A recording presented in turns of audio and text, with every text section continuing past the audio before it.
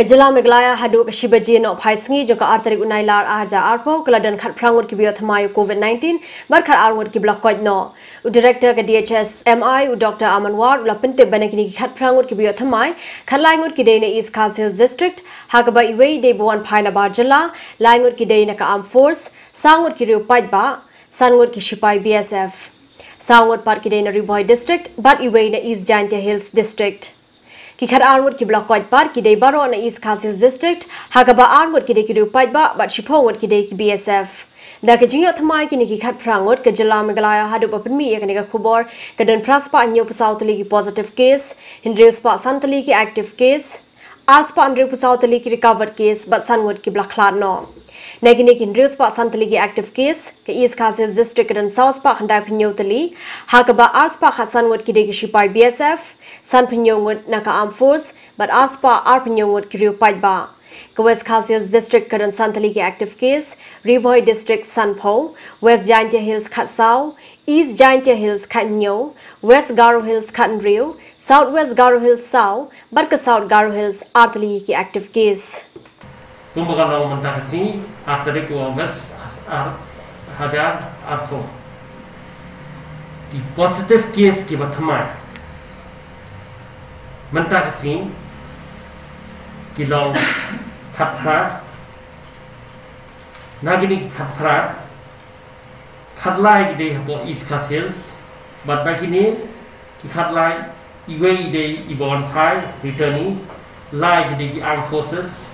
Sun gede BSF but sao kiwe the Riboy sao like the kibon phai ki returnees iwe na kiwe East Jaintia Hills iwe ki active case total active case ke mengidan hadu mentah kilo hundreds pa san nagini hundreds pa san hapo East Khas Hills South pa khandai khnyau pada gini ki South pa khandai khnyau BSF as pa khatlai others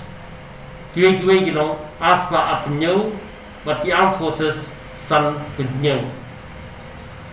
West Khas Hills san Southwest Khas Hills mdan Riboy Sanpo West Jaintia Hills Khatsau